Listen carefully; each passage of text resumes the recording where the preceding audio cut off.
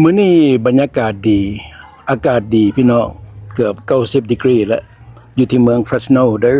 รัฐแคลิฟอร์เนียตอนนี้จะพาพี่น้องทุกคนมาเบิ่งอยู่ในวัดนี้เนาะวัดนี้ชื่อว่าวัดเทลแมนเทมเพิลอยู่เทลแมนโรดเด้ออยู่ฟร e สโนแคลิฟอร์เนีย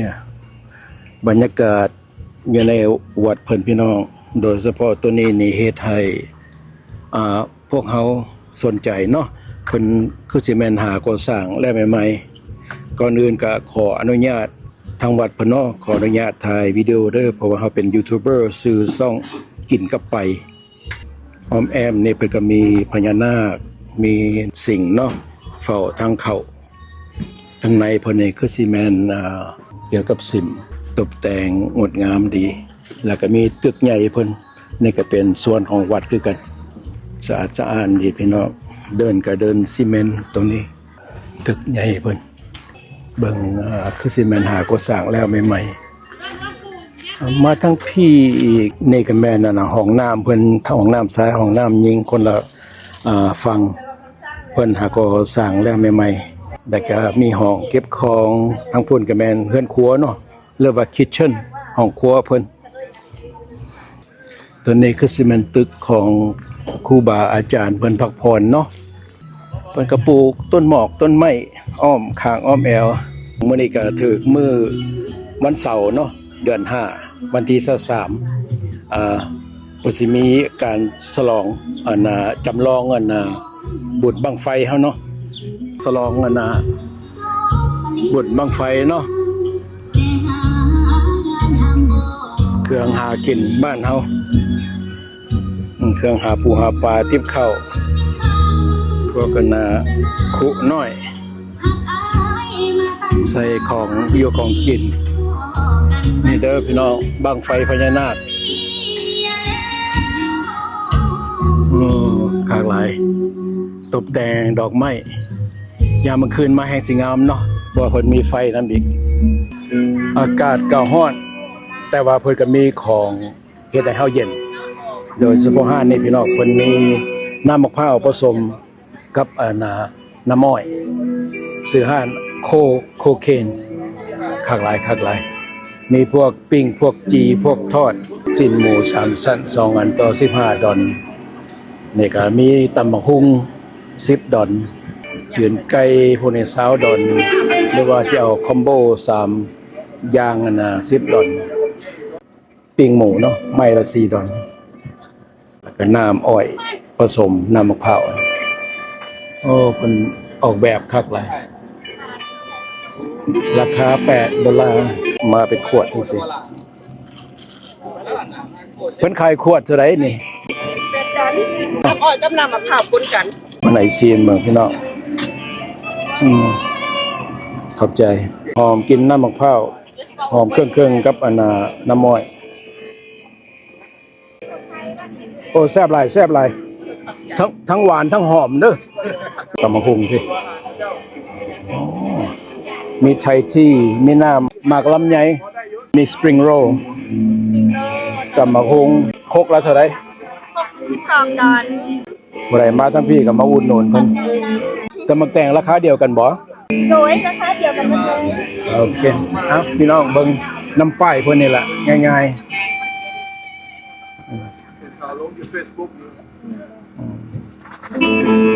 ยำ everything looks yummy ข้าวต้มมัดขัวมีลาวแจ่วอันนี้เจ้าขายจะได้นี่ combination นี่6ดอลโอเค6ดอล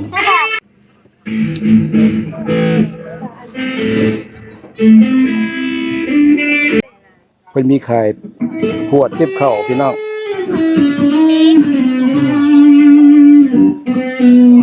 อนุญาตถ่ายในเด้อสบายดีว่าเพิ่นมีฮอตอันนี้เนาะขายอันเท่าไหร่นี่10ดอลเมี่ยงเมืองหลวงก็ลืมซื้ออยู่เรื่อยๆโอ้ไปตะอ่อนซ้อนกับบ่ได้เห็นกันโดนสบายดีเป็นแนวใดซิมยังมีขนมครกซิมซอยแดงขนมครก ขนมครก โดยขนมครก โอเค ซีมเด้อซีมซอยเด้อออเดอร์มิกซ์จะขายเด้อ เพิ่นขายจักตอนต่อราคาเท่าใด 10 ตอน 10 ดอน 10 ตอน 10 ดอน คู่หนึงคู่ละดอนมี2อันนี้ โอ้ ก็แปลว่า20คู่อัน20คู่นี่ แม่น โดย แล้วอันน่ะใส่อัวเฮาเดล่ะ ใส่อัวตอนเท่าไหร่เป๊กกี้ตอนละ5 ตอนละห้า ใส่ซอยเด้อแซ่บดีนะเราเฮ็ดเอง ข่อยเลี้ยวหาข้าวปุ้นหมู่เจ้าอยู่ มีอยู่บ่มื้อนี้ บ่มี แซ่บเด้อขนมครกเจ้า ใจเลยนะ ขายดีเด้อ จะใครอาจรู้ที่ว่าอยู่รอบจนเอาข้ามฟ้าเหมือนผู้วิวา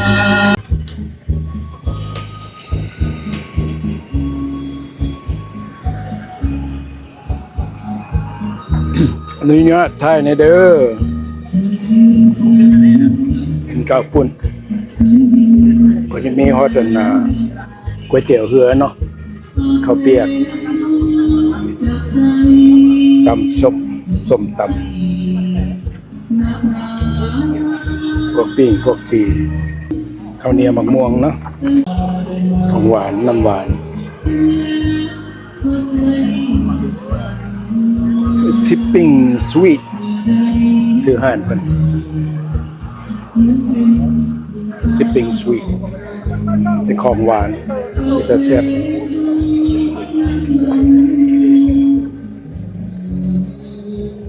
ขายดีอยู่บ่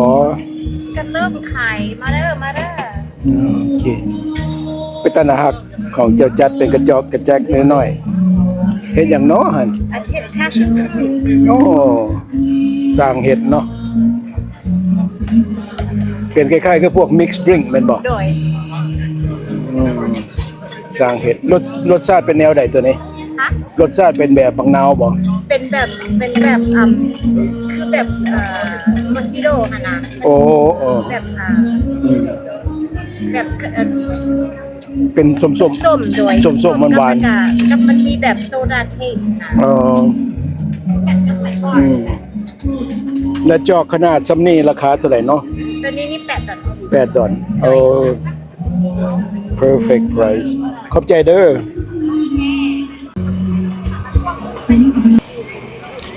ผู้คนก็เริ่มทยอยกันเข้ามาเบิ่งนั่นเบิ่งนี่ซื้อเครื่องซื้อของหาอยู่หากินเลี้ยงท้องตัวเองไปก่อนเพื่อจะได้มีเหือมีแหงในการมามวนซึ้งกันในมือ2 วันบุญบังไฟเนาะพวกค่อยพากันมากินข้าวปุ้นน้ำอ้อยกันพี่น้องพอดีมาพ่อพี่น้องเอ้ยๆเพิ่นอ้ายๆเพิ่นชวนมานั่งกินน้ำเพิ่นมีไข่ลูกมีตำบักหุ่งมีขนมครก คนหลายคนปี เขา ปีนี้เป็นปีที่เท่าไรเดี๋ยว ข้าว จะ ปุ้น คิด ปีนี้เป็นปีพวกเคยจัดเต็ม4,000กิโล2018 เริ่ม 2018 แสดงว่า8 ปีเลยได้เนาะ 8ปีแล้ว ชาว ก็ ชาวพุก กี่มรกตเพิ่นก็มา 2018แล้วก็เพิ่นสกิปกัน2020 โจคนบ้านนอกมา เพราะว่าโควิดเป็นโควิด ตอนนั้น กับน้ำ สั้นตัวแหละเพ ข้าวปุ้น ราะว่าคอยเข้าใจว่าพวกเจ้าจัดเขาจัด2-3 ปีนี่บ่แม่นเนาะ จัดแต่2018 mainly ตอนรุ่นคนหวดไปหาลายพี่น้องนะอันนี้เขาสิเฮ็ดน้องเดียวกับน้องรอนเอาไปเอาซับมิด มื้อนี้บุญมาไฟปีนี้เป็นปีทำอิฐเด้อสำหรับบัตรนี่ใครธรรมดานี่ ไข่ธรรมดาไข่ต้มเนี่ยบ่ดังเด้ ทานประธานเพิ่นว่าคันบ่หาผู้แพงบ่ให้กินเลย เป็นประธาน แม่นล่ะ ประธานจัดงานนะบ่ดีใจเพิ่นว่าเว้าอีก เดี๋ยวมาโดนแล้ว มี มา เจ้าเมืองมาเปิดให้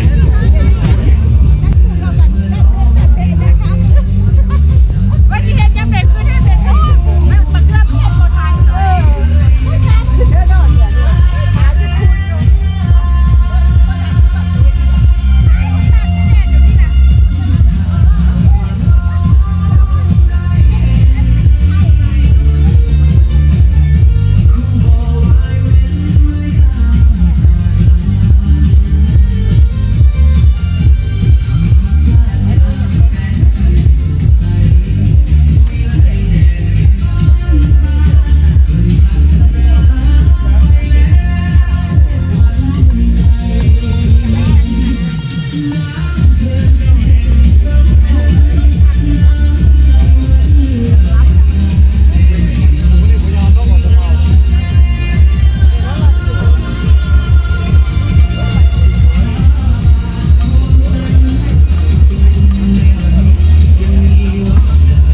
มวลภาพบรรยากาศของบุญบังไฟเมืองแฟชั่นโนจากวัดแพลแมนให้พี่น้องได้เบิ่งอยู่ทั้งบ้านเนาะฝากกดไลค์กดแชร์กด Subscribe ในเด้อกาขอนำจิตนำใจเดียวมืองามๆของพี่น้องแบ่งมาทั้งผิดในเด้ออ่ะเสือเสื้อนักเจ้าหน้าที่ขึ้นสู่เวทีเนาะพวกเขาสิเว้าว่าทักทายสบายดีกับพี่กับน้องไปนำเนาะมื้อนี้มีซ่องกินกับไปกับมาเด้อซ่อง YouTube เพิ่นฝากสนับสนุนหน่อยเด้อพี่น้องเฮากินกับไปเป็นภาษาอังกฤษแม่นบ่เจ็บบ่คือเจ้ายอดหัวใจง่ายพอสิหักทั้งหัวใจอักเสบคุยจบก็ลบทิ้งเขาบ่ได้เสียดาย โอ้ยโอ้นะโอ้ยโอ้นะนักกีฬาเป็นสายลูกเสือดอกมามันไม่หักเดียวพอดีเกิดสติของสิบสมัครตั้งมีมันคอยห้ามอร่อยบาทละนักเสียไปมีฉันคนไหนนักละให้เอาแก้มพอดีปานจงใจกับใครนั้นผมมาหน้าหัวตาถึงเวลากับผู้สมัครไม่ลงเด็ดไปหา ราคาเท่าไหร่เนาะ $8พอ ราคา$มีไซส์เดียวพี่น้องกาว่าจักเอาส์ sausage passion fruit mango โอเค refreshment ออกวันเสร็จแล้วคุณบังไฟเฮาที่นี่คอยมีความสุขเด้อหัวดอกตาบ้านจะอยู่ไหนหัวดอกตาบ้านจะอยู่ไหนขอจงใจมาจากตอบที่ว่าเขาดูจะขอละน้องนะที่คนลำบากที่ลำบากพบหน้าสองแก้มมันน้องช่วยขอบ้านกันไอ้คนทำแต่ของแท้เดี๋ยววินาละพามฉะนั้นเดี๋ยววินาละพามฉะนั้นขอเป็นผู้ของเราที่ขอได้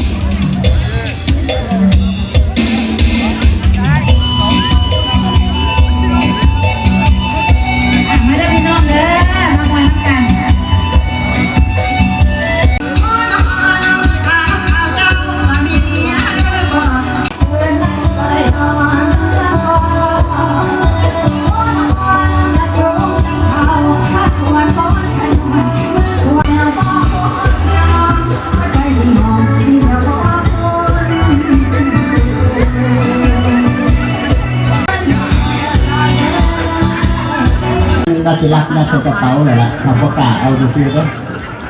ย่านบาทจะได้แบบยาแหละป่ะบอกก็ตัวเองมาด้วยอยากได้อยากใส่นะหากพี่น้องเที่ยวซื้อมาขอฟังเพลงในห้องจะสิห้องเอาที่เอาถนอโอ้ยเด้อโอ้โอ้ย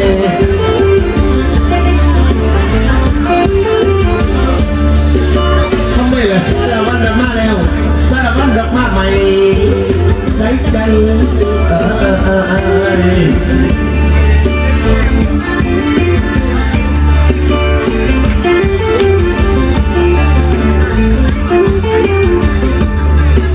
ลาบอลามาพุทธเจ้าบุรี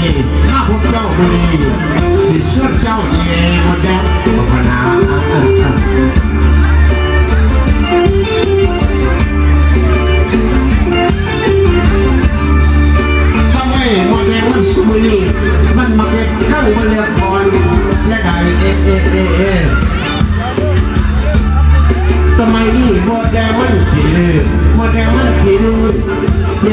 ไว้ยังนาทางจะมีไหน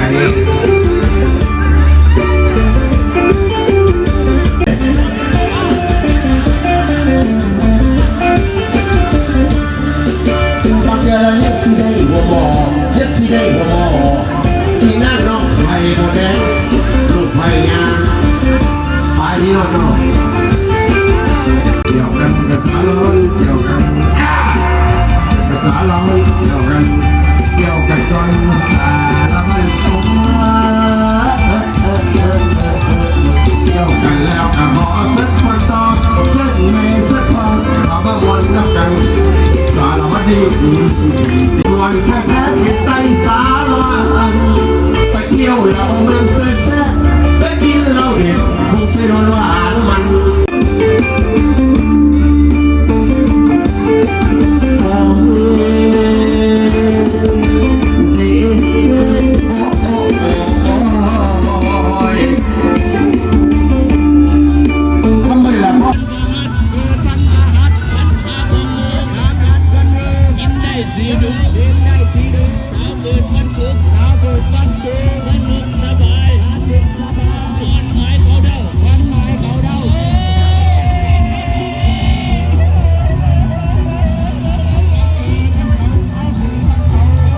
บอกเลิกใครซีใครฆ่าใครไว้อันนี้พันยางมา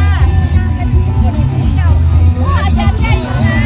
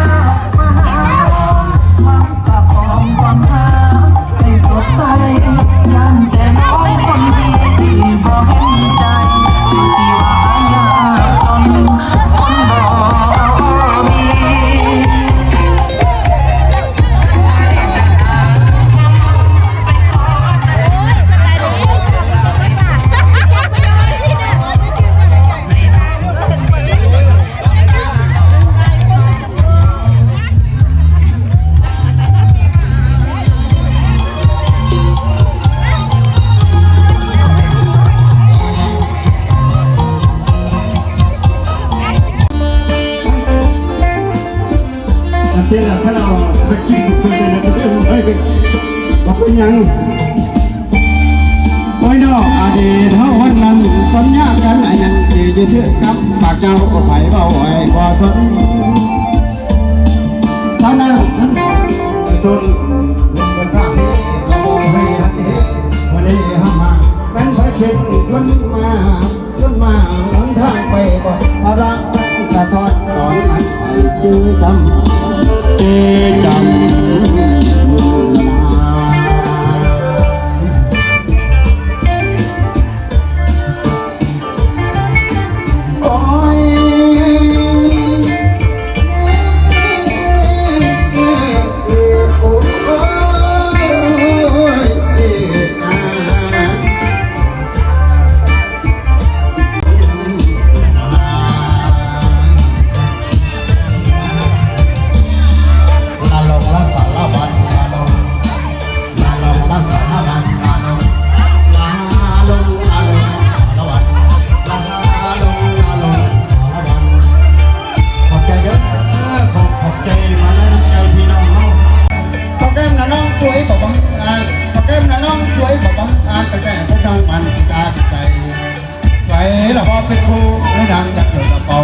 กา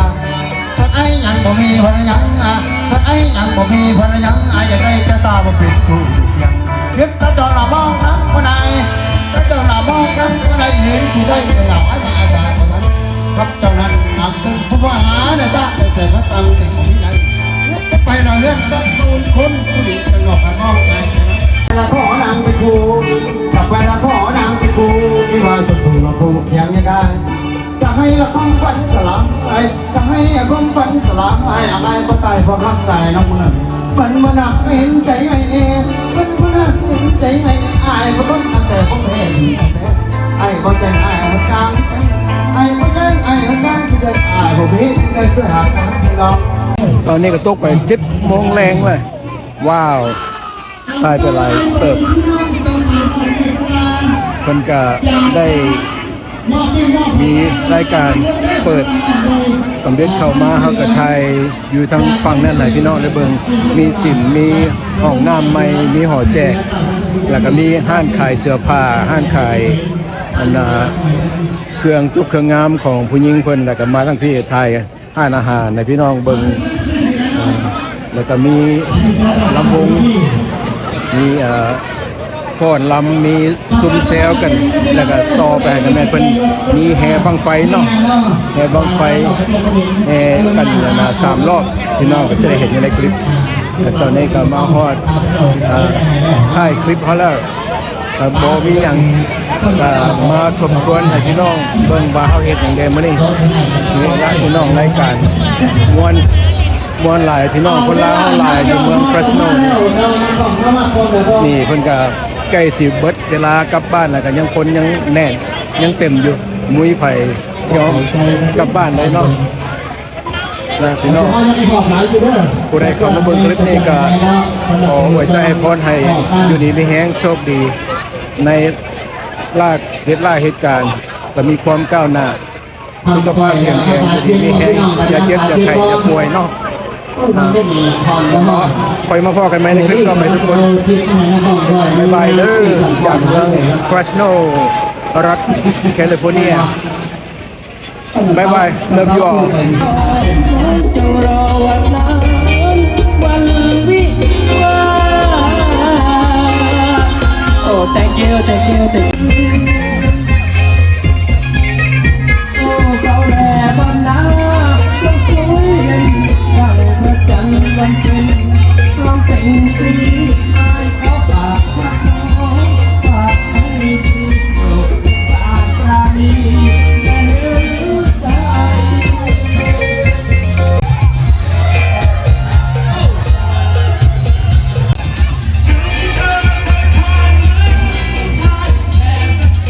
จงแม้สิ่งอื่นผู้ศักดิ์สิทธิ์จงช่วยเอ็นและนี้ให้มันหา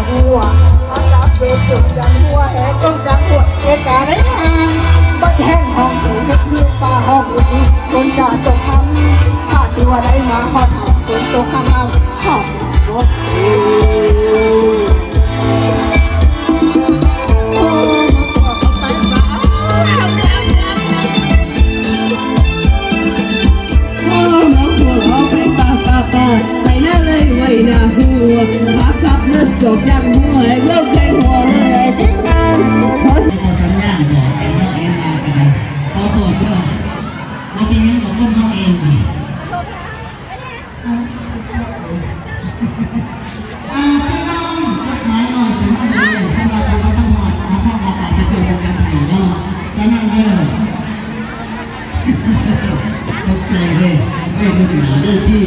สำนักแล้วยาสีมาสังมาสีก็คือดังนั้นบรรยากาศที่อยู่กับพี่น้องข้าพเจ้าขอถือการเส้นเอาหนังสาวต่อยเนื่องจากว่ามีคนบางคนมีจดหมายหน่อยเป็นว่าอยากให้หนังสาวต่อยถึงแม้ต้องชวนยาวไปแน่นอนน้องสาวต่อยมันตีหลังจากนั้นแล้วจะเป็นน้องหอบของน้องสาวบุญน้องสาวบุญกาเป็นสิมาประกอบส่วนเองแต่ว่าเส้นน้องสาวต่อยเราพาถึงสุดที่ จะเรียกยังไงลูกข้ามดูแลกับเพื่อหอดเพื่อนแต่ว่านอนกินหลังใส่เขาสวยมาเองที่บอกเป็นลูกดีเอาคนซื้อน้ำกับพี่น้องนางสาวต่อยเป็นว่าสิมาประกอบส่วนนำจากจดหมายในของ